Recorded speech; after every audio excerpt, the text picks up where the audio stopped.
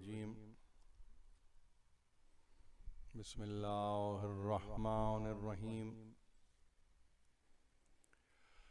अल्हम्दुलिल्लाहिल्लज़ी हदाना लिहाज़ा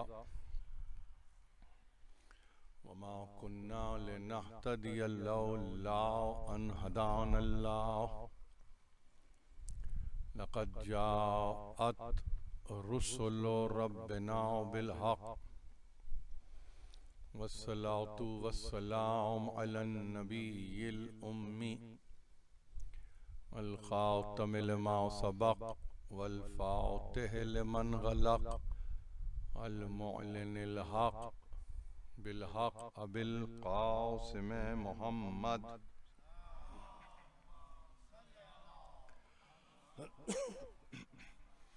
व अहले बैतिहि तय्यबीन अत्ताहिरीन अल मासूमीन अल मज़लूमीन अल्लज़ीना अज़हबल्लाहु अन्हुमुर रिज्सा व तह्हरहुम तत्हीरा।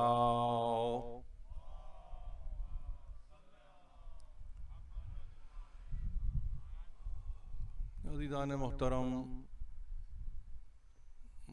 ये चौथी तकरीर है इस्लाम और इंसानियत के उन्वान पर, इस्लाम एंड ह्यूमैनिटी।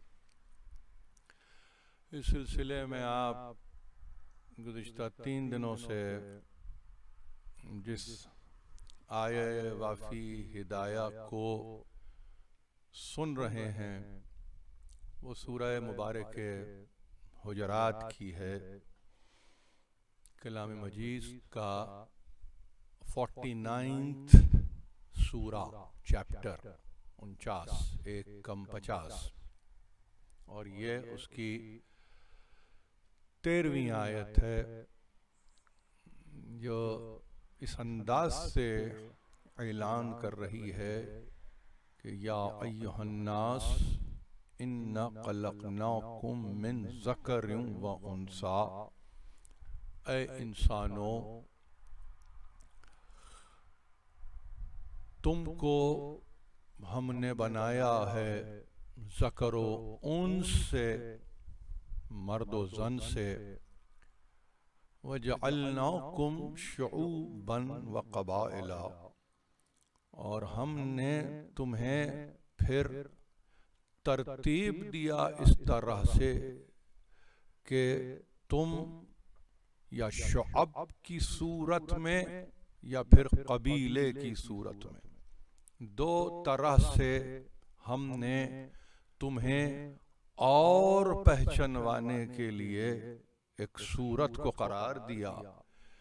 और उसके बाद ये कहा कि देखो, ये तारुफ की सूरत थी, ये तफाखुर की सूरत नहीं थी। लितारफू, चाहते ये थे कि तुम्हारा तारुफ इस तरह से हो जाए। वगरना इन्ना अक्रमकुम इंदल्लाहि अत्काकुम, वगरना अगर कहीं कोई बात तफाकुर की पैदा होती है तो इसका फैसला तुम्हारे रब को करना है, और उसके पास इस अंदाज से है कि मुकर्रम तुम में वो जो मुत्तकी। इन्नल्लाह अलीमुन खबीर, अल्लाह वाकिफकार भी है और वो जानता भी है।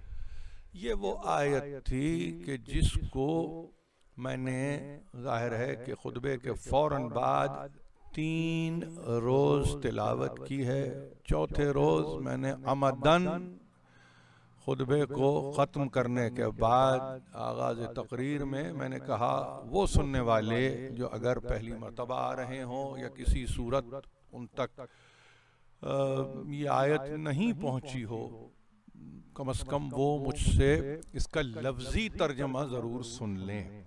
तो वो मैंने आपकी खिदमत में पेश कर दिया।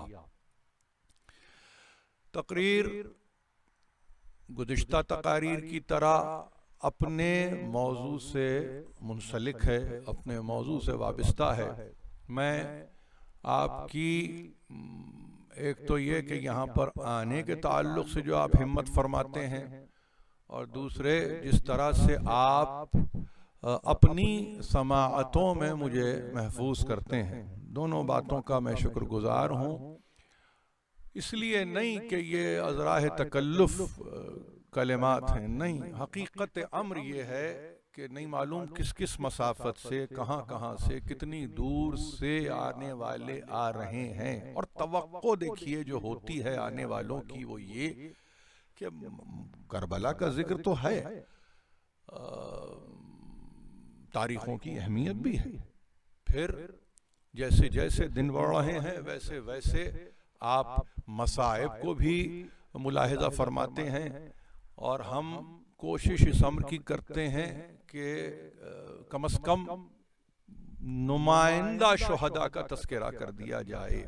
ये हमारे लिए एक सख्त अम्र होता है, और इसकी किसी और वक्त वजाहत करूंगा कि तवक्कुआत क्या होती हैं, मगर मेरे पास भी चूंकि वक्त भी मुअय्यन है और मसाइब में भी हम एक यूं समझ लीजिए कि तरतीब को कायम रखते हैं, तो वो हमारे लिए लाजिमा है।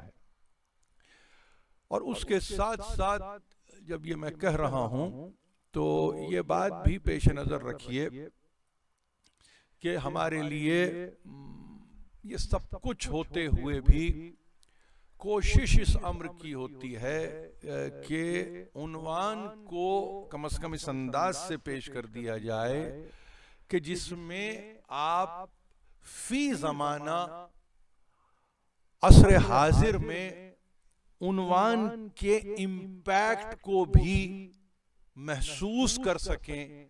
उसकी बुनियादी वजह यह है कि कोई उन्वान ऐसा नहीं होता है जो गैर कुरान हो। हर उन्वान ज़े कुरान है, अस कुरान है, मिनल कुरान है, कुरान ही से है, कहीं और से नहीं आता। इसलिए कि अगर आप कुरान से बाहर रहकर उन्वान पेश करेंगे तो उसके कोई मानी ही नहीं, जिसका कोई मानी नहीं उसका कोई मफहूम नहीं, जिसका कोई मफहूम नहीं जाहिर है कि उसमें गुफ्तगू की क्या गुंजाइश रह जाती है। तो मैं कोशिश ये करता हूं कि बहुत नजदीक रह के कुरान से गुफ्तगू की जाए। आपको अगर ये बतलाऊं कि हम जब गुफ्तगू करते हैं इस्लाम के लफ्ज के साथ किसी ऐसी शय को रखकर, तो उमूमन हमारे लिए इसमें कोई दुश्वारी नहीं होती है। इसलिए कि आपने अगर लफ्ज इंसानियत को इस्लाम के साथ रखा तो खुद इस्लाम प्रोटेक्टर बन जाएगा, इस्लाम डिफेंडर बन जाएगा, खुद इस्लाम उस नजरिए का मुहाफिज बन जाएगा कि जो आप उन्वान की सूरत में पेश कर रहे हैं। मैंने कल की तकरीर में जो गुज़िश्ता तकारीर से मुसलसल रही यही अर्ज किया कि इतनी तहजीब याफ्ता दुनिया, इतनी मुतमद्दिन दुनिया कि जिस वक्त उनको ये ख्याल आया कि हम नौ-ए बशर के लिए हुकूक-ए बशर को तजवीज करें, तो उन्होंने उसको एलामिये की शक्ल दी, जिसको आप अंग्रेजी में डिक्लेरेशन कहते हैं। मैंने ये भी अर्ज किया कि ये सन 48 महीना दिसंबर का तारीख 10वीं, ऐसा नहीं है कि ये कोई एलामिया आने वाहिद में सामने आ गया, नहीं। आपको मालूम होना चाहिए लीगल ड्राफ्टिंग एक बहुत गंभीर मसला है, ये मामूली मसला नहीं है, खास तौर पर कि जब इस तरह के कवानीन को वज़ा किया जाए कि जिसके इम्प्लीकेशंस या जिसके एप्लीकेशन को कोई कानूनी जवाज भी नहीं है, सिर्फ ये एक मॉरल कंडक्ट का नाम है, उसको पेश करते हुए वो भी अक़वाम मुत्तहिदा में 48 यानी 1948 हिजरी एतबार से, ये 75वां बरस है, ये 75वां बरस 75th ईयर है अकॉर्डिंग टू हिजरी कैलेंडर या लूनर कैलेंडर अगर आप कहें। तो सन 48 में आप हैरान होंगे कि 58 मुमालिक के सामने इस अर्जदाश्त को रखा गया। ये किस ताल्लुक से थी? ह्यूमन राइट्स पर। ये कोई तासुब पर मबनी बात नहीं कर रहा हूं, ये एक उमूमी फिक्र आपके सामने पेश कर रहा हूं। ये ह्यूमन राइट्स को सामने रखकर एलामिया 30 नुकात पर बना, 30 आर्टिकल्स पर बना। अब उसमें आप हैरान हो जाएंगे, हैरान हो जाएंगे, और हैरानी की बात भी है, फकत इसलिए नहीं कि मैं कह रहा हूं, बल्कि अगर मैं आपके सामने ये कहूं कि 58 मुमालिक के सामने ये 30 आर्टिकल्स रखे गए कि इनको अप्रूव किया जाए, तो 48 ने तो किया अप्रूव। पेपर क्या है? यूनिवर्सल। लफ्ज कहां से शुरू हुआ? Universal declaration of human rights, जहां इस पहले ही लफ्ज के बाद इत्तेफाक के दरवाजे नहीं, बल्कि इसमें इत्तेहाद की सूरत नुमाया है। लफ्ज यूनिवर्सल जब आप कहते हैं तो उसका मतलब यह है कौनियाती, आफाकी, यह है यूनिवर्सल, जिसको यानी आप ये कहते हैं कि फिर इसमें किसी एक के इख्तिलाफ की गुंजाइश नहीं रहती है। 48 ने तो फेवर में वोट दिया, 8 ऐसे मुमालिक हैं जिन्होंने एब्स्टेन किया, 2 ऐसे मुमालिक हैं जिन्होंने वोट ही नहीं दिया। ये 58 मुमालिक जो भी उस वक्त तक यूनाइटेड नेशन में समझिए मेंबर्स थे, सब के सब उसमें, जाहिर है कि 48 के बाद बहुत से मुमालिक ने आजादी पाई है, उसके बाद जाहिर है कि उनकी अदद भी बढ़ गए और जाहिर है कि मेंबरशिप भी बढ़ गई। मैं सिर्फ उस दौर की गुफ्तगू कर रहा हूं कि जहां एक आफाकी डॉक्यूमेंट हुकूक बशर के उन्वान के तहत पेश किया जा रहा है, जिसमें 48 में मुझे दिलचस्पी नहीं है कि किसने वोट दिया, मुझे दिलचस्पी उन 8 में थी।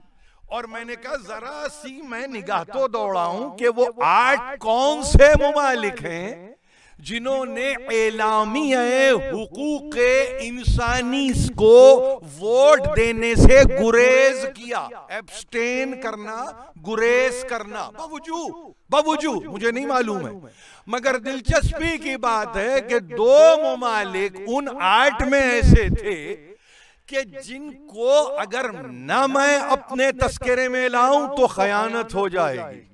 लिहाजा दिल थाम के उन 2 मुल्कों के नाम सुनिए, एक है सऊदी अरब और एक है ममलिकत यमन।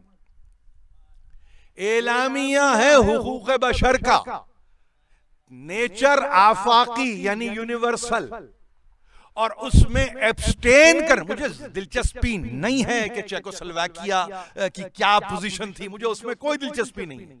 मैं तो दिलचस्पी ले रहा हूं अपने मजमून से करीब रहकर, और मैं ये कह रहा हूं 2 मुमालिक, ममलिकत सऊदी अरब, नाम इसलिए है कि जाहिर है कि वो डॉक्यूमेंटेड है, नाम लेने से तो मेरे तासुब का ऐलान नहीं होगा ना, मैं तो तारीख को पढ़ रहा हूं, मैं तो आपके सामने तारीख पढ़ रहा हूं। अगर एब्स्टेन न करते तो जैसे मैंने 48 का नाम नहीं लिया, इनका भी नाम नहीं लेता, लेकिन चूंकि इन्होंने गुरेज किया यानी इम्तिनाई पोजीशन ले ली, अब लीगल टर्म्स हैं ये, हम आपको गुंजाइश नहीं है इसकी वजाहत करने की, उन्होंने जाहिर है कि अब किसी वजह से किसी क्लॉज पर, मुझे दिलचस्पी नहीं है उस क्लॉज पर डिस्कस करने की, लेकिन एक सऊदिया और एक ममलिकत यमन, इन्होंने जाहिर है कि अपने आप को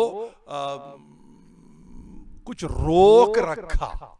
चलिए एहतियात के साथ मैं लफ्ज इस्तेमाल कर रहा हूं, उन्होंने कुछ अपने आप को रोक रखा, उन्होंने कहा कि नहीं, हम अपने आप को जरा सा दूर रखते हैं। मैंने कल पहला ही आर्टिकल पढ़ा, मेरे पास ना गुंजाइश है ना तकरीर की कोई ऐसी नौइयत है कि 29 आर्टिकल और आपके सामने पेश किए जाएं। सब पढ़े लिखे लोग हैं, वो जाके देखें कि 29 आर्टिकल्स क्या हैं और वो कौन सा ऐसा यानी आर्टिकल होगा या शिक होगी उस एलामिये की जिसकी वजह से इन दो ममलिकतों ने एब्स्टेन किया, गुरेज किया, उन्होंने अपने आप को दूर रखा।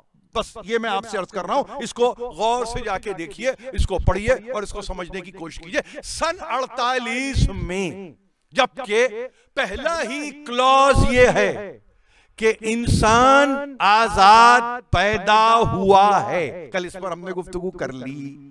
उसके बाद वो इंसान जो आजाद पैदा हो रहा है उसके लिए कहा गया कि वो पैदा होने वाला equal in dignity and rights है, यानी वो बराबरी का दर्जा रखता है दो चीजों में, एक है इज्जत नफ्स, एक है हुकूक।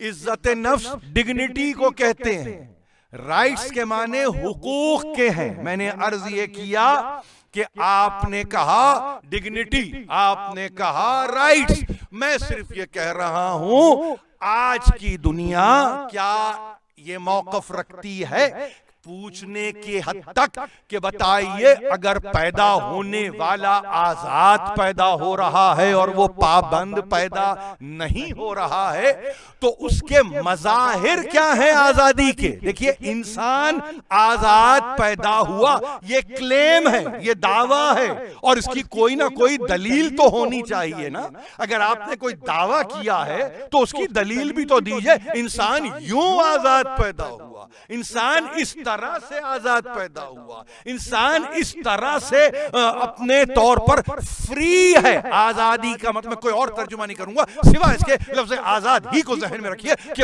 वो आजाद है। जाहिर है कि मुस्तामिल लफ्ज है, उर्दू में भी यही लफ्ज मुस्तामिल है, और जाहिर है कि फारसी तो आपसे बहुत करीब है, उसमें भी ये तर्जुमा इसी तरह से होगा। अब अगर वो आजाद है तो हमने उस इंसान के लिए ऐसा क्या किया है जिसके नतीजे में वो आजाद है? क्या वो फ्री विल रखता है?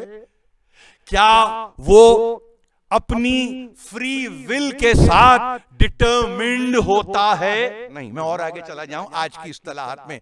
क्या वो फ्री विल रखने वाला फ्री मार्केट्स को एंजॉय कर सकता है?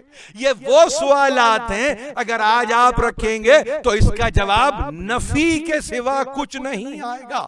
इंसान को जब तक मौके पूरी तरह से आजादी के न दिए जाएं, उससे तवक्को इंसानियत की न रखी जाए। ये मैं आपसे अर्ज कर रहा हूं बड़ी जिम्मेदारी के साथ। आप अगर इंसान को आजाद ही पैदा ना होने दें, उसको मकरूज पैदा करें, उस पर कर्ज का बोझ लाद के पैदा करें, उसको उस जर के निजाम के नतीजे में मुनकसिम पैदा करें, उसके बाद आप उसकी कोई फ्री विल ना रखें, उसके लिए फ्री मार्केट्स ना रखें, उसके लिए फ्री चॉइस ना हो, तो आप ये कहेंगे कि उसमें इंसानियत कहां पैदा होती है। ये है मसला आज की दुनिया का। इंसान आजाद है तो फिर इंसानियत है, लेकिन इंसान अगर किसी दबाव में है, इंसान अगर किसी बोझ तले है, तो वहां उससे इंसानियत की तवक्को न रखें। आप कहते हुए बुरे लगेंगे कि इंसान आजाद पैदा हुआ, इंसान फ्री पैदा हुआ। नहीं, ये इसलिए मुनासिब गुफ्तगू नहीं है कि कागज में किसी ऐसे 30 आर्टिकल्स को रख देना जिसके नतीजे में कुछ लोग मिल बैठ के खुश हो जाएं, वो तो बात वक्ती थी, वक्त गुजर गया।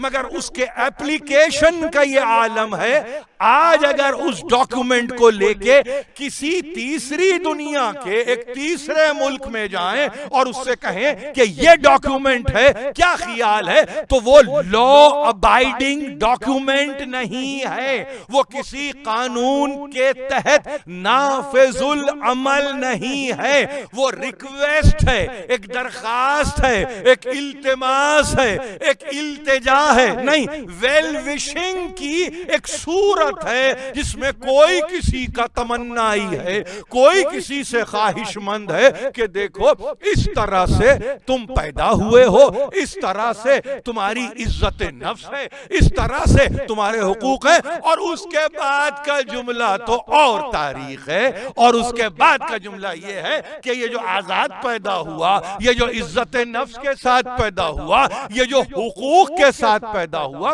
उसके मुताल्लिक कहा कि वो एंडाउड है विद रीजन एंड कॉन्शियंस। ये जरूरी है इसलिए कि मैं इस शेख को छोड़ नहीं सकता था, क्योंकि मेरे मतलब की बात है और मैं चाहूंगा कि आप भी इस पर तवज्जो करें। थोड़ा सा वक्त लगेगा और इसको अगर समझ लें तो मैं समझता हूं कि खुद आप जिस मुल्क में आप जी रहे हैं, जाहिर है कि बड़ा यानी ये वो लोग हैं जो सुनते हैं, आपकी बात अगर कहीं हो तो ये समझते हैं, और ये आपके मुल्क को एजाज है, यानी जो हुकूमत के सरबराह हैं उनके मुताल्लिक आपकी भी यही एक यूं समझिए कि एक राय है कि वो सुनने वाले हैं। समझना न समझना वो छोड़ दीजिए, मगर सुनते कम अज कम है, जो बाकी दुनिया में नहीं हो रहा है, कम अज कम यहां वो कुछ हो रहा है कि सुन तो रहे हैं, समझने से मेरा कोई ताल्लुक नहीं है। अब उसके लिए लफ्ज है कि वो जो पैदा हो गया एंडाउड।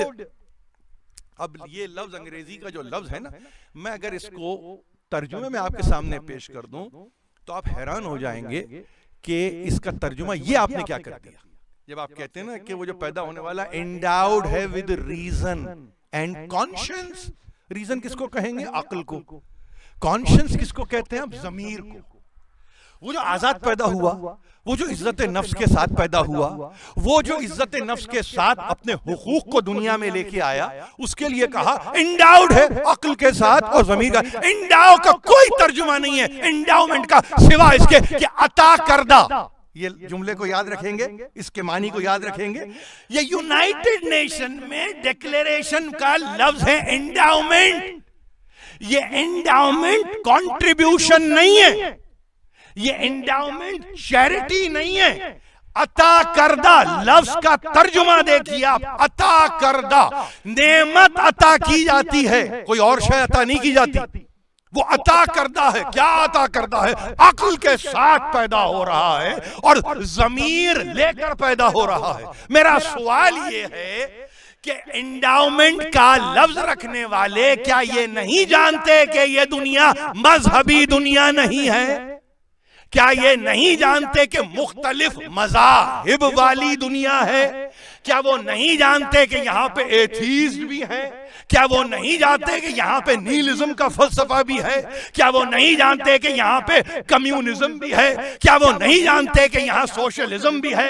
क्या वो नहीं जानते कि यहाँ जूडाइज्म के मानने वाले भी हैं? क्या वो नहीं जानते कि यहाँ हिंदू मत के परस्तार भी हैं? क्या वो नहीं जानते कि यहाँ मुसलमान भी हैं? सब कुछ है, मगर मुझे ये बताइए, ये लफ्ज का रख देना एंडाउमेंट के साथ, तो पलट के कोई तो पूछे कि ये अक्ल अगर नेमत है, जमीर अगर नेमत है, तो इसका अता करने वाला कौन है?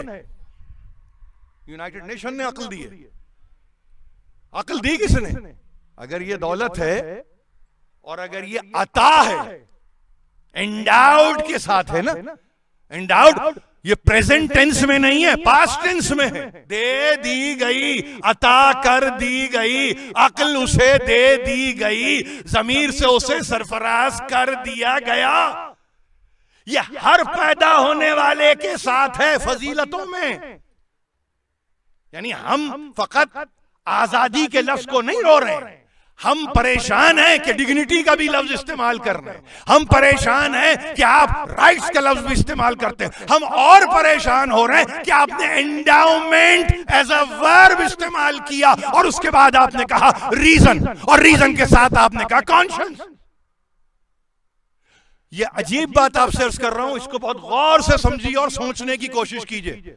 रीजन अक्ल दी, अक्ल किसी बाजार में नहीं मिलती, अक्ल किसी मार्केट में नहीं मिलती। अक्ल का मतलब यह है, कम से कम इत्मीनान मुझे यह है कि वो 58 मुमालिक में जो 48 थे जिन्होंने इसको अप्रूव किया, वो जान रहे थे कि अक्ल अता करदा है, ये नेमत अता करदा है जिसको अक्ल कहा। गलत नहीं है। उसूल काफी को उठा के देखिए, अव्वलु मा खलक़ल्लाहुल अक्ल, जिस शय को सबसे पहले माबूद हकीकी ने पैदा किया वो अक्ल है, मखलूक, वो अताए इलाही है। अगर अक्ल को अता कर दिया और ये कहा कि अक्ल के साथ हमने एक जमीर को भी रखा जिसे कॉन्शियंस कहा, देखिए पढ़े लिखे अफराद बैठे, कॉन्शियंस और कॉन्शियसनेस दो मुख्तलिफ चीजें हैं। एक जमीर है, एक शऊर है। जमीर कुछ और है, शऊर कुछ और है। शऊर माहौल की अवेयरनेस का नाम है, कॉन्शियस अमल की अवेयरनेस का नाम है।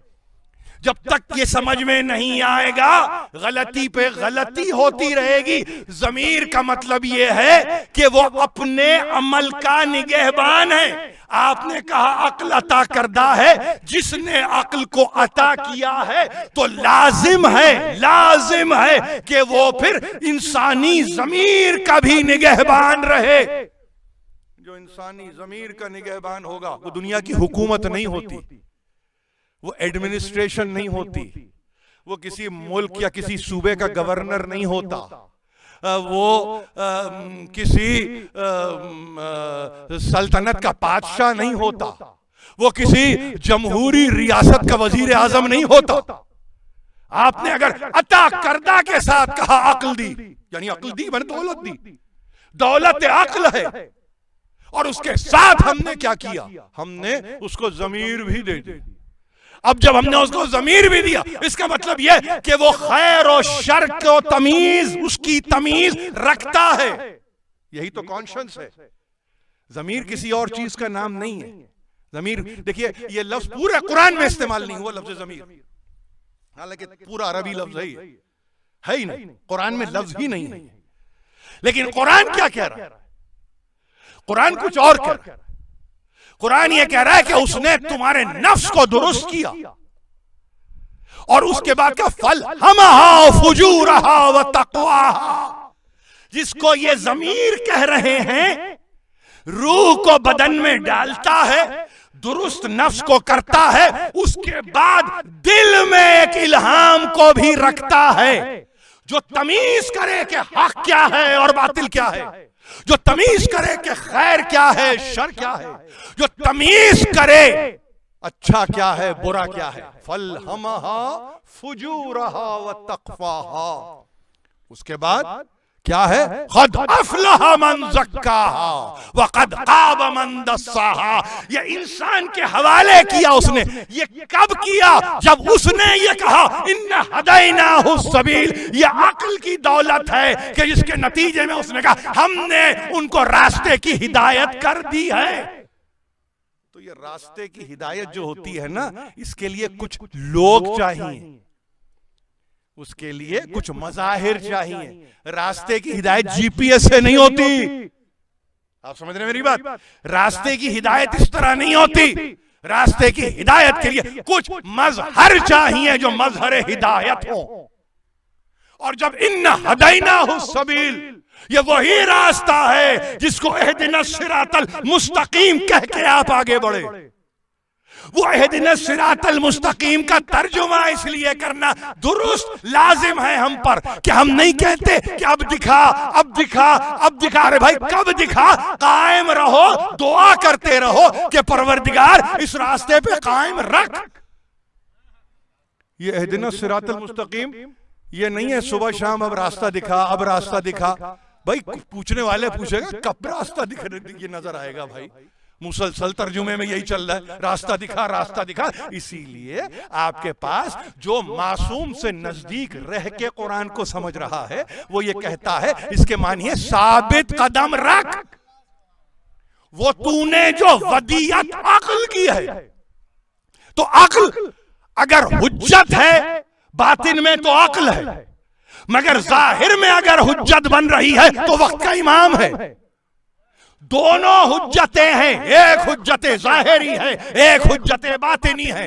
फल हमा फुजूरहा व तक़वाहा, हमने उन पर इल्हाम कर दिया है कि फुजूर की मंजिल क्या होती है और तक़वा का मकाम क्या होता है, हमने कर दिया। और जब वो खुद मेयार बन गए, बहुत अहम गुफ्तगू है, जब वो मेयार बन गए, इंसानियत की तरफ आगे बढ़ रहे हैं ना, इंसान को इंसानियत की तरफ आगे ले जाना, पीछे नहीं लेके जाना। जब आपको आगे बढ़ना है तो फिर क्या है, क़द अफ़लह मन ज़क्काहा, क्या होता है, नफ्स को उसने संवार दिया, नफ्स को उसने दुरुस्त कर दिया, तुम्हारे दिल में उसने इल्हाम। मैं कोई और तर्जुमा नहीं करूंगा, मैं इसका कोई तर्जुमा नहीं करूंगा, न लफ्ज़ विजदान से करूंगा, न लफ्ज़ इल्क़ा से करूंगा, मैं क़तन नहीं करूंगा। फलहमहा फुजूरहा व तक़वाहा, और हमने क्या किया, हमने जिसको दुनिया ज़मीर कह रही है, कुरान नहीं कह रहा, दुनिया ज़मीर कह रही है, उसने कहा कि हमने इनमें रख दिया, यानी एक ऐसा मीजान हमने रखा है, एक ऐसा मिक़यास हमने रखा है, नहीं एक ऐसा मेजरिंग स्केल हमने रखा है दिल में, कि जिसके नतीजे में ये फैसला करते हैं कि फाजिर कौन है और मुत्तकी कौन है, फुजूर की मंजिल क्या है और तकवा का मकाम क्या है। और जो इसमें कमाल पा गया तो क़द अफ़लह मन ज़क्काहा, तो कामयाब वो हो गया कि जिसने तस्किया किया, यानी तस्किया क्या है, प्यूरिफिकेशन ऑफ सोल। क़द अफ़लह मन ज़क्काहा, और फिर दूसरी तरफ वक़द ख़ाबा मन दस्साहा, जाहिर है कि जो तमीज न कर सके, बहुत अजीब लफ्ज़ इस्तेमाल कर रहा हूं, हक और बातिल में जो तमीज न कर सके तो वो मट्टी में मिल गया। ये कुरान है, कुरान का तर्जुमा है। जिसने तमीज की हक और बातिल में, अपने दिलों पे अब हाथ रखो कि जिसने हक और बातिल में तमीज की, तो इसका मतलब क्या हुआ, वो फला पा गया। क्यों? इसलिए कि उसको मालूम है कि प्योरिटी क्या है और इम्प्योरिटी क्या है। मगर जो तमीज ना कर सका वो भी उसका ज़मीर है, जिसको आप कह रहे हैं, कुरान नहीं कह रहा। तो क्या हुआ, जो तमीज ना कर सका वो तो मट्टी में मिल गया, मट्टी में मिल गया, यानी कोई हैसियत ही नहीं है। मेरा सवाल ये है कि आप कहते हैं अक्ल दी, आप कहते हैं ज़मीर दिया, बेशक चलिए उस कानून से समझ लीजिए वही दिया। तो अगर दिया तो दौलत अक्ल लेके कहां जाऊं, अपने ज़मीर को कहां से इंस्पायर करूं। कुरान कहता है ये इंस्पिरेशन कहीं और से नहीं मिलेगी, इसको हम तुम्हारे दिल से जोड़ देंगे, और जब हम तुम्हारे दिल से इसको जोड़ेंगे तो कुछ ऐसा निजाम हम तुम्हारे लिए रखेंगे कि हर दौर में तुम्हें हक और बातिल में तमीज करनी होगी। हक का नाम आएगा तो किसी सूरत मुजस्सम हो, बातिल का तस्करा हो तो किसी सूरत मुजस्सम हो। घबराहट की जरूरत नहीं है, ये 10 दिनों का जो साइकिल होता है ना, ये तमीज है हक और बातिल में करने की, कि जहां आप अपने दिल पे हाथ रख के उस सबक की दोहराई के लिए आते हैं। फहलहमहा फुजूरहा व तक़वाहा, मेरा ज़मीर गवाही दे रहा है, मेरा दिल गवाही दे रहा है कि हुसैन हक है, यजीद बातिल है।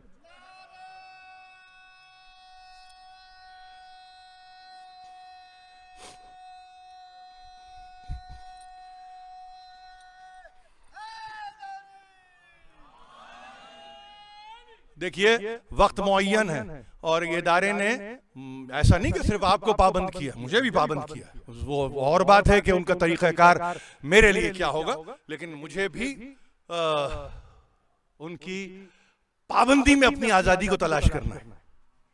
और जाहिर है कि मैं बेहतर समझता हूं कि किस तरीके से ये वक्त, इसका मसरफ क्या होगा। देखिए, बहुत आसान आपको बात बताऊं, बहुत आसान आपको बात बताऊं।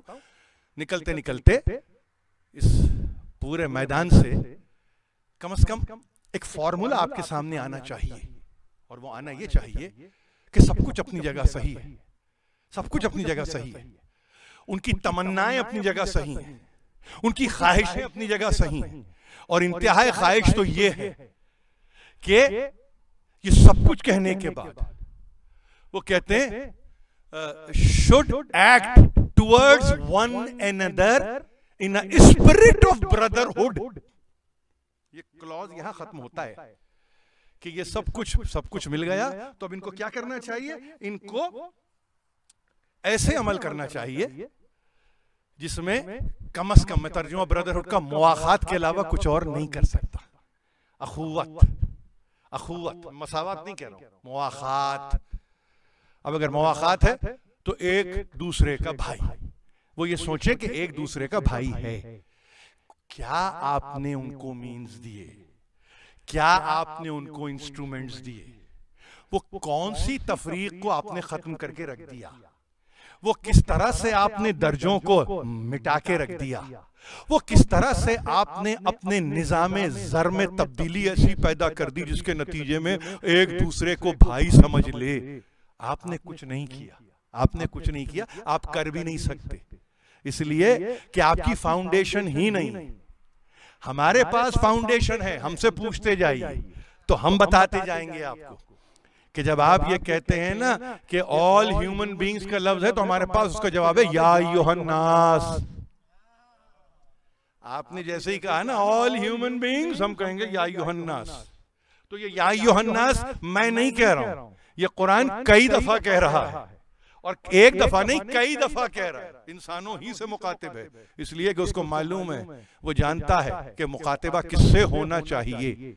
और उसके बाद जब आपने कहा कि ठीक है वो पैदा हुए, आजाद पैदा हुए और वो अपने एतबार से आजाद हैं, तो ये आजादी, देखिए एक बात हमेशा याद रखिए, आजादी के मानी अगर हुदूद और क़ुयूद की पाबंदी नहीं है तो वो आजादी नहीं है।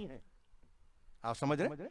किसी भी अमल में आप देखिए, मतलब आप इस मजलिस में बैठे हैं ना, आप इस मजलिस में बैठे, आप पूरे आजाद हैं, मगर कुछ हुदूद और क़ुयूद हैं, बाउंड्स हैं, लिमिट्स हैं। ये आपने जो पीली पट्टियां देखी जिसपे निशान कौशन का लगा हुआ है, ये आपके अकीदे में रुकावट नहीं है। आप समझ रहे हैं? ये आपके अकीदे को नहीं रोक रहा है, मगर ये आपके अकीदे को उभार जरूर रहा है। किस तरह से कि हमें पाबंदी के लिए कहा गया और इस पाबंदी में हम आजाद हैं। ये आजादी दर पाबंदी, इसको समझिए। जब आपकी समझ में ये आ जाएगा, पूरा दायरे दीन समझ में आ जाएगा। दीन एक दायरा है, अगर दायरा है तो वो शरीयत का दायरा है। शरीयत का दायरा उसूलों से मुज़य्यन है, कहीं हराम है, कहीं हलाल है, कहीं मुस्तहिब है, कहीं मकरूह है। आपके इल्म में सारी इस्तिलाहात फिक़ही मौजूद हैं, लेकिन इस्तिलाहात के खौफ से अगर कोई ये कहे कि भाई आजादी सल्ब हो रही है, ये तो पाबंदी है, तो फिर तो जानवरों से बदतर इंसान हुआ। आपको ये समझना चाहिए। ये मैंने मिसाल दे दी, तमसील दी है मैंने आपको, एक जगह जमा किया आपको, किसी ने रोका नहीं है आपको, लेकिन हुदूद में रहिए, क़ुयूद में रहिए, और उसके बाद कहिए कि हाँ क्यों ना हो, इस तरह से क्यों ना जिया जाए। अरे भाई, आपके हुदूद और क़ुयूद में खुद आपकी उम्र है। आप ऐसा नहीं है कि आप किसी ऐसी इंफिनिटी के साथ आए हैं कि जिसमें आपको पता ही नहीं है। नहीं, मुअय्यन है, ये भी मालूम है आपको। वो और बात है कि आपकी निगाह में नहीं है, मगर आपके दिमाग में, आपकी अक्ल में जो बात है वो ये कि मेरी उम्र मुअय्यन है। क्या ये पाबंदी है? नहीं, ये तो आजादी ही आजादी है, आजादी ही आजादी है। लेकिन आप अगर ये कहें मैं खुद तय्युन करूंगा, मुझे खुद तय्युन करना है, तो फिर ये वहां होगा जहां अक्ल माउफ हो जाती है।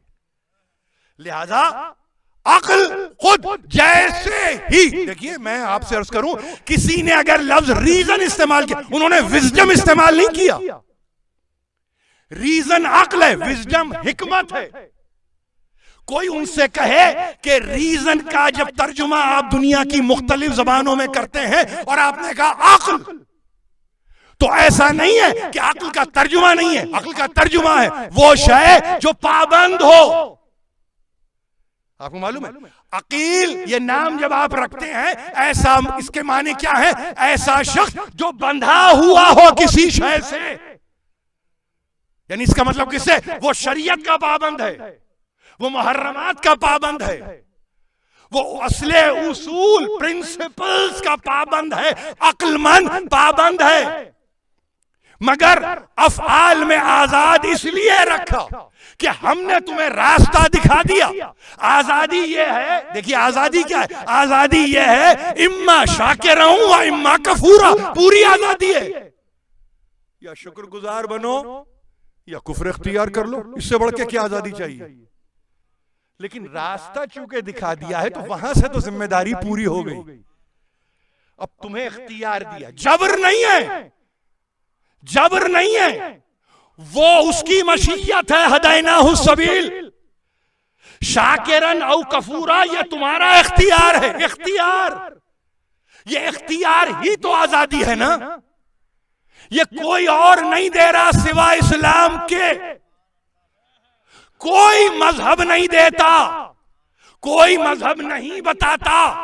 यानी शुक्रगुजार बनो या कुफ्र इख्तियार करो। इनसे पूछे कि मजहब में इस्लाम अगर ये दो लफ्ज ले तो तुम्हें तकलीफ होती है, लेकिन यहां अगर आम जिंदगी के रहन सहन में एक मर्तबा आप निकल जाएं शुक्रिया किए बगैर, तो वो आपकी इंसानियत के आगे सवालिया निशान लगाता है।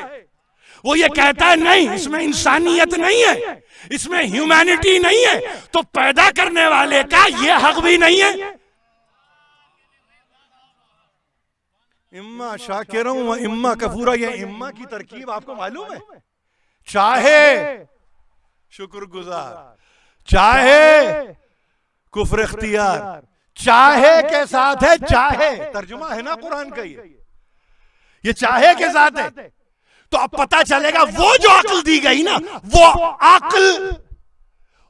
अक्ल ये बर्दाश्त नहीं कर सकती कि ये चाहे मैं कुफ्र इख्तियार करूं। इसलिए कि उसी की जानिब से वदीयत करदा है, उसी की दहिंदा नेमत है, दी हुई नेमत है। और अगर वो दे रहा है तो इसका मतलब यह है कि शुक्रगुजारी से सर को झुकाओ और ये कहो परवरदिगार तेरा शुक्र है, ये तेरा करम है, और तेरे करम में अब मैं ये दुआ करता हूं तौफीक को शामिल हाल कर दे। और जब तौफीक शामिल हाल हो जाएगी तो फिर इंसान कहीं और नहीं जाता, उसी के हुजूर में रहता है। तो अब निकले ना इस पिंडाल से तो तीन बातों को जहन में लेके निकलिए। उसूल इंसानियत में तीन चीजों को पेश नजर रखिए, और यह है इस्लाम की अता करदा। पहली चीज फराग दिल हो, दूसरी चीज रहम दिल हो, तीसरी चीज अजीब लफ्ज है, अजीब इस्तिलाह है, उर्दू फारसी की तरकीब दिल ब दिल हो।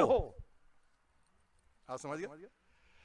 फराग दिल यानी इसका मतलब जेनरोसिटी। जेनरोसिटी का मतलब क्या है? जेनरोसिटी का मतलब यह है वुसअत क़ल्ब।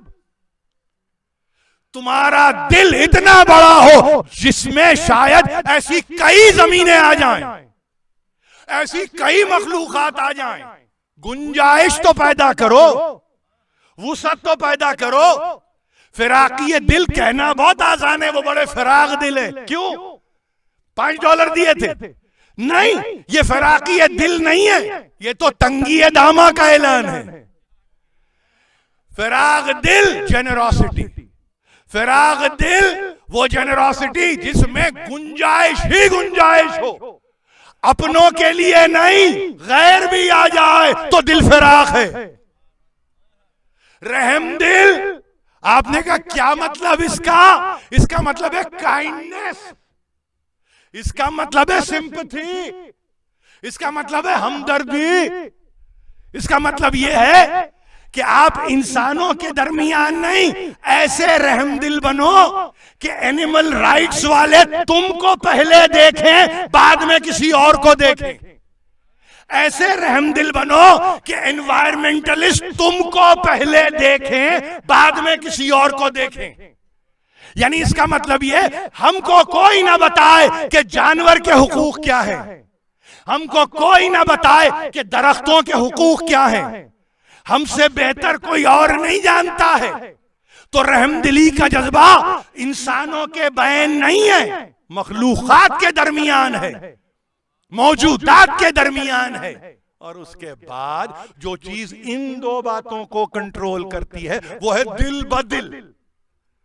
यानी दिल बदिल क्या है? एफेक्शन अंग्रेजी में, आप समझ रहे हैं ना? एफेक्शन नहीं, कंपैशन, जिसको आप एक लफ्ज में समेट लें, मोहब्बत, इनायत, उतूफत, लुत्फ, करम। जब तक ये फाउंडेशन में, बहुत गौर से सुनिए, मजलिस खत्म हो रही है, बहुत गौर से सुनिए, जब तक फाउंडेशन में मोहब्बत, लुत्फ, इनायत, करम, रहम, वुसअते कल्ब न रहे, अब आप ये कहेंगे ये सारे लफ्ज बिखर रहे हैं, एक में इनको समेट लीजिए, मवद्दत।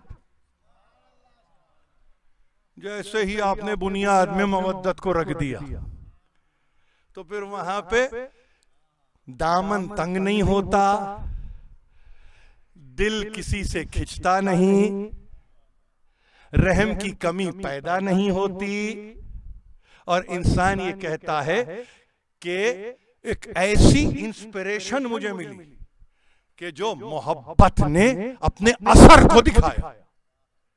पुरअसर है मोहब्बत।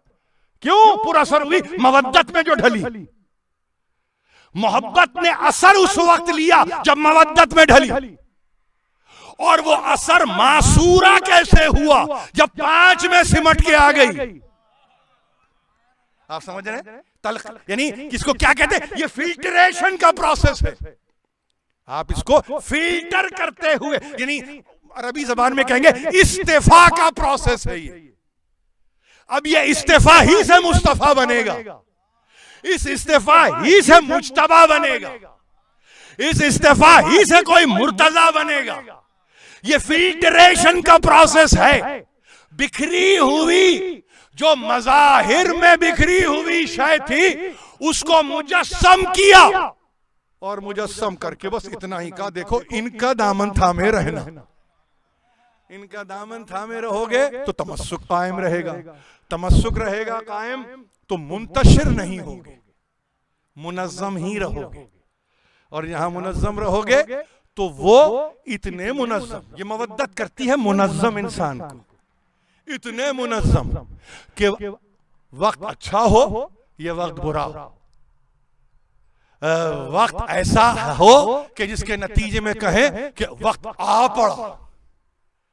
तो ऐसे वक्त में अगर बुनियाद में इनकी मवद्दत है और इनकी मोहब्बत है तो फिर कहीं आप जाने वाले नहीं हैं। 1443 हिजरी में हैं हम तो कहीं नहीं गए, हम कहीं नहीं गए, ना हम जा सकते, इसलिए कि इस मवद्दत ने, इस, अब अंग्रेजी का एक लफ्ज अगर मैं इस्तेमाल करूं आपके सामने तो आप कहेंगे कि अजीब लफ्ज इस्तेमाल कर रहा हूं, इस मवद्दत ने इतना स्पॉइल कर दिया।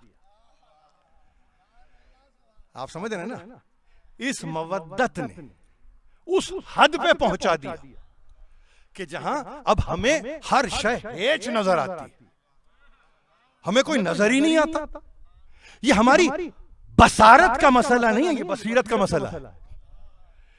भाई यहां कोई आए ना, यहां इनकलाब पैदा करो तो फिर आंखों में आओगे। दिल ही मुनकलिब नहीं होता किसी और का नाम सुन के। अब मामला रदीफ और काफिये का नहीं है, मामला किसी वजन का नहीं है, मामला तो नामों का मामला है। सिंपल बात कर रहा हूं, आम आपसे बिल्कुल स्ट्रेट बात कर रहा हूं। नाम जचते ही नहीं। नाम ऐसे लगता है जैसे यहां आता है कोई और नाम, यहीं से रिपल्स, एक रिपल्जन है। यानी कान में, कान के पर्दे जिसे बर्दाश्त न करें तो दिल की गहराइयां क्या बर्दाश्त करेंगी? उन नामों को कान के पर्दे बर्दाश्त नहीं करते हैं। ये बात किसी तबर्रा और तवल्ला के मौजू में नहीं कह रहा हूं, ये मेरा नेचुरल, मैं अपने रिएक्शन को पेश कर रहा हूं। बायोलॉजिकल रिएक्शन है ये। ले चलो मुझे किसी डॉक्टर के पास और उससे जाके कहो ये नाम आता है तो कुछ अजीब सा चेहरा बन जाता है। किस डॉक्टर के पास ले जाएंगे? क्या बताइए, उसकी स्पेशलिटी बताइए। आप कहां ले जाएंगे? किसके पास ले जाएंगे?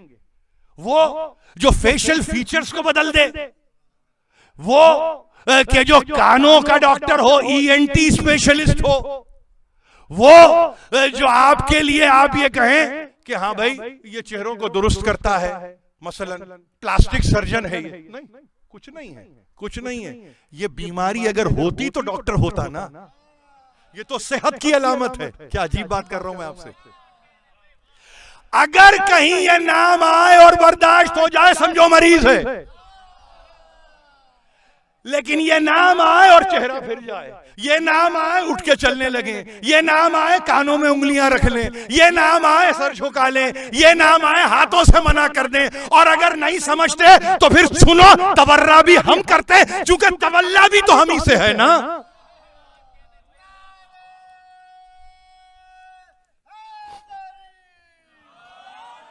मैंने तकरीर को खत्म कर दिया इस इंतहा पे लाके कि क्या तवल्लाई रहे होंगे हबीब, क्या मौलाई रहे होंगे हबीब। एक तारीख है हबीब की, यानी बहरुल अनवार की हदीस एक मौजूद है कि जहां पे, और बहुत सारे उलमा ने इत्तेफाक किया है इससे, कि सरकारे रिसालत माप ने एक लड़के को देखा और उसको एक ऐसा अमल करते हुए देखा कि जिसके ताल्लुक से असहाब ने ये पूछा ये आप क्या कर रहे हैं।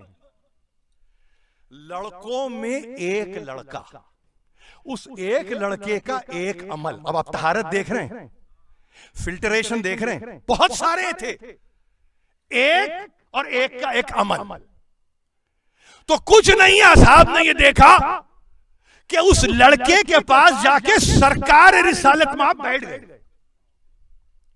कभी माथे का बोसा लेते हैं, कभी सर का बोसा लेते हैं, कभी हाथों का बोसा लेते हैं। पूछने वालों ने पूछा, देख चुके थे, मगर पूछना भी तो लाजिम था ना। अगर वो ना पूछते तो आज आपको कैसे पता चलता। कभी कभी इस अंदाज से भी तारीख को पढ़िए। अगर वो ना पूछते तो कैसे आपको पता चलता। उन्होंने पूछा, किसी ने पूछा, मगर जिसने पूछा खूब पूछा कि सैयदो सरदार, आकाए नामदार, ये आपका क्या अमल है। कहा तुमने नहीं देखा, तुमने इसको नहीं देखा। क्या करता है ये लड़का? यरफ़उ तुराब मिन तहते कदमई है। ये हुसैन के कदमों से उठने वाली मट्टी को, जो उड़ रही है, उस मट्टी को उठाता है, रफा करता है, उठाता है, और उसके बाद यमसहो वुजूहे ही बेही व ऐनई है। हुसैन के कदमों से उठने वाली खाक मसा करता है, अपने चेहरे का मसा करता है, अपनी आंखों का मसा करता है। और मैं क्यों इससे मोहब्बत करता हूं? इसलिए मैं इसे ओहिब्बुहु, क्यों? इसलिए के ले तो हिब्बे ही, मैं इसलिए इससे मोहब्बत करता हूं कि ये हुसैन से मोहब्बत करता है। बीशतर उलमा, बहारुल अनवार मुल्ला बाकर मजलिसी ने इसको नकल करते हुए ये कहा कि ये हैं हबीब इब्ने मज़ाहिर। अब अगर हबीब इब्ने मज़ाहिर का ये आलम रहा हो तो क्या करबला का मैदान हबीब से खाली नजर आएगा? हबीब जिंदा रहें और करबला ना आए, आपको मालूम है? आ जाइए जरा सा तारीख में एक और जस्त ले लें। खबर मिली हुसैन इब्ने अली को कि मुस्लिम इब्ने अकील शहीद हो गए। कहते हैं ये शहादत की खबर पाने के बाद हुसैन इब्ने अली ने 12 परचम बनाए, 12। और जब 12 परचम बना चुके तो अपने असहाब खास को बुला के एक एक परचम दे दिया। और एक परचम ऐसा था जिसको अपने पास रख लिया। फिर वहां किसी ने पूछा, मौला हम भी तो हैं, क्या ये परचम हम उठा लें?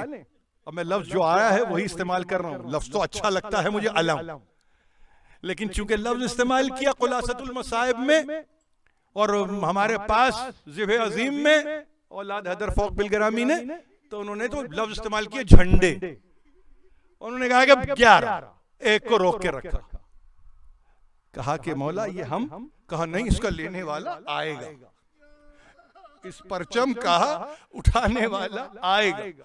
और कहते हैं ये कहने के बाद एक मर्तबा एक मकतूब तहरीर किया, एक खत लिखा, मिनल हुसैन इब्ने अली इब्ने अबी तालिब इल्लल रजुलुल फकीह हबीब इब्ने मज़ाहिर। हुसैन इब्ने अली जो अबू तालिब के बेटे हैं, अली इब्ने अबी तालिब, उनकी जानिब से ये खत है। किसको? रजुल फकीह हबीब इब्ने मज़ाहिर, यानी दीन दुनिया के मामलात को अज़रूए कुरान व हदीस हल करने वाला बज़ौरे इस्तिदलाल वो है फकीह। यह है तारीफ फकीह की, कि जो फकत ऐसा नहीं है कि आप ये कहें कि ये टाइटल है, नहीं, ज्यूरिस्ट अंग्रेजी तर्जुमा है इसका, मगर कहा कि इस टाइटल के साथ हुसैन इब्ने अली ने खत तहरीर किया। हुसैन कहें रजुल फकीह, रजुल फकीह जिसके घर में कुरान आया हो, जिसके घर से हदीसें चली हो, जो बयान करे तो हदीस हो, तो उसने फकीह कहा, रजुल फकीह कहा। और ये कहा कि तुम जानते हो, तुम हमारी निस्बत को भी जानते हो, तुम हमारी कराबत को भी जानते हो हमारे नाना से, और तुमसे बड़ा आरिफ कोई नहीं है हमारा, तुमसे बड़ा जानने वाला कोई नहीं है। तुम तो जानते हो हबीब, हमारी मंजिलत को जानते हो, हमारे मर्तबे को जानते हो, हमारे मकाम को जानते हो। सुनो, एक बात को याद रखो, फातिमा के बेटे पर एक वक्त आ गया है, और एक जुमला अजीब है, ला तब कल्बे नफ्स ही अलैना। देखो, अपने नफ्स में बुखल से काम न लेना, अब बुखल नहीं करना, आगे बढ़ जाना। कहते हैं ये खत लिखा, और खत के लिखने के बाद मुतमईन हो गए। नामवर ने इस खत को पहुंचाया, एक ऐसे वक्त में पहुंचाया कि कहते हैं कि अपनी जौजा के साथ जो भी माहजर था वो तनावुल करना ही चाहते थे। लुकमा उठाया था कि बाप पर एक दख हुई, दक्कल बाप। कौन? नामवर। नामा हाथ में नहीं आया है, दरवाजे पे है। खत हाथ में नहीं आया है, मगर है। और एक मर्तबा चेहरे पे मुस्कुराहट है। क्या बात है? पूछा क्या बात है? कहा मेरे मौला का खत आ गया, मेरे मौला का खत आ गया। खुला नहीं है खत, खुशबू ने खत को पहुंचाया है, खुशबू ने। तहरीर तो बाद में देखी है। और अब जब पढ़ चुके, कुछ देर के लिए तवक्कुफ किया। ज़ौजा ने पूछा, हबीब क्या लिखा है? कहा मेरा मौला मुश्किल में, मुझे तलब कर रहे हैं, सोचता हूं कि जाऊं कि ना जाऊं। जैसे ही ये जुमला खत्म हुआ, उस मुअज्जमा ने सर पे चादर को रख के कहा, हबीब अगर तू नहीं जाता तो मैं जाऊंगी, मैं जाऊंगी। मुस्कुराते हुए हबीब खड़े हो गए। और ये कह के कि तुझे आजमाना चाहता था, तुझे आजमाना चाहता था। हबीब के लिए सवारी तैयार की गई।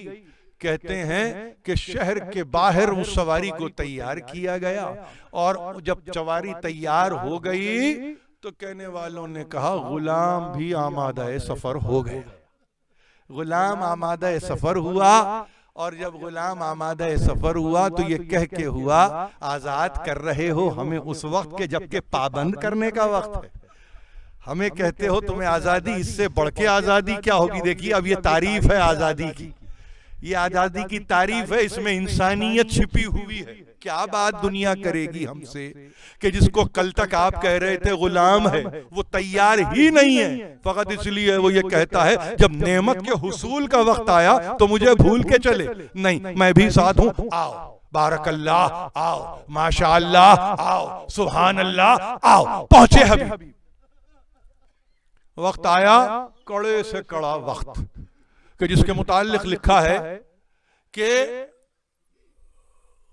जोहर के करीब कि जब कई असहाब मारे जा चुके तो वहां जब ये देखा कि ऐन जोहर का वक्त है और बस इतना कहा कोई जाके कह दे कि जंग को उस हद तक मौकूफ कर लिया जाए कि जब हम नमाज अदा कर लें, तो कहीं से एक आवाज हबीब इब्ने मज़ाहिर के कान में आई।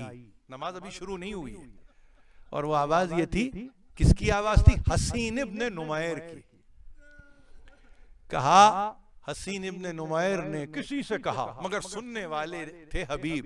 कहा नमाज के लिए वक्त मांग रहे हैं जबकि इनकी नमाजें तो कबूल होने वाली नहीं हैं। ये हसीन इब्ने नुमैर ने कहा। अब मालूम है क्या, दो बातें की हैं हबीब ने। यानी पहली बात कि लफ्ज़ खत्तार के साथ, इसका तर्जुमा नहीं कर सकता मैं, हसीन इब्ने नुमैर को मुखातिब करके कहा फर्जंद रसूल और उसकी नमाज कबूल ना हो, और तुम वो जो फासिक व फाजिर हो, तुम्हारी नमाजें कबूल होंगी। एक बात ये तो कह दिया हसीन इब्ने नुमैर से। मुड़ के कहा, मुड़ के, फकीह रजुल है, याद रखिए फकीह है रजुल, रजुलुल फकीह। एक मरतबा मुड़ के कहा मौला अब नमाज यहां नहीं होगी, नमाज वहां पढ़ूंगा। हुसैन इब्ने अली की मईयत में नमाज नहीं, नमाज तो मैं अब जन्नतुल मुअल्ला, फिरदौस मुअल्ला में नमाज होगी। अब यहां नमाज नहीं है। देख रहे हैं आप देख रहे हैं क्या करना है, करना क्या है। प्रीफरेंस को देखा आपने, मैं ज्यादा गुफ्तगू नहीं कर सकता इस पे। यानी वो दुश्मन तराजी कर रहा है, वहां पे फकीह ने अपने मौकफ का ऐलान कर दिया। दुनिया के लिए ऐलान यह है कि किस इबादत को इख्तियार कब किया जाए, अक्ल पाबंद अगर है तो। एक मर्तबा कहा नहीं, इसने गुस्ताखी की है, मुझे जवाब देने दीजिए। आपको मालूम होना चाहिए मोहम्मद इब्ने अबू तालिब मक्की ने कहा उस उम्र में 62 लोगों को कत्ल कर दिया है। हबीब इब्ने मज़ाहिर ने तलवार को नियाम से निकाला, कत्ल किया 62 लोगों को। मगर जब पुश से एक नेज़ा आया और एक मर्तबा आके पैवस्त हुआ है तो न संभल सके न ठहर सके। एक मर्तबा घोड़े से गिरे तो जिसने नेज़ा मारा था वो चाहता था कि आए और कत्ल कर दे।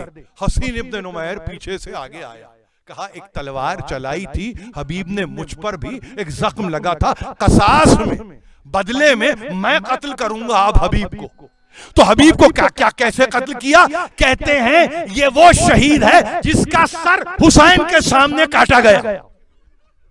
हबीब इब्ने मज़ाहिर का सर हुसैन इब्ने अली के सामने काटा गया। हसीन इब्ने नुमैर ने सर को काटा और एक मर्तबा कहते हैं कि वो सर तो गया, हुसैन लाशे पे आए और एक मर्तबा कहा कि हबीब खुदा गवाह है, लक़द कुन्त फाज़िलन तख्तेमाल कुरान फी लैलतिन वाहिदा, फजीलत को बयान कर दिया हबीब के सिराने बैठ के परवरदिगार तुझ पे रहम करे, तुझ पर अपना फजल करे, तू वो मर्द फकी है जो हर रात एक कुरान खत्म किया करता था। ये वो है हबीब। एक मर्तबा कहने वाले कहते हैं वो सर चला, अब जब सर चला तो वो कूफे में पहले पहुंचा, लेके चलने वाले का नाम बदील शामी था,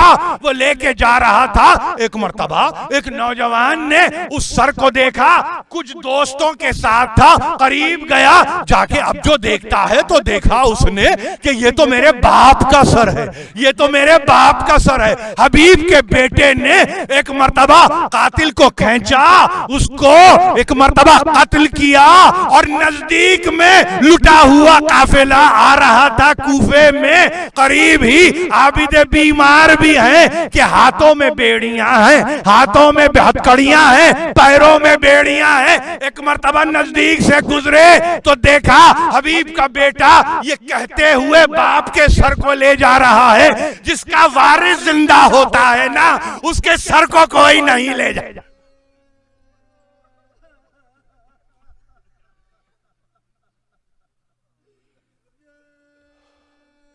इलाही व सय्यदी व मौलाया व रब्बी, परवरदिगार इस कलील तवस्सुल को हमसे कबूल फरमा।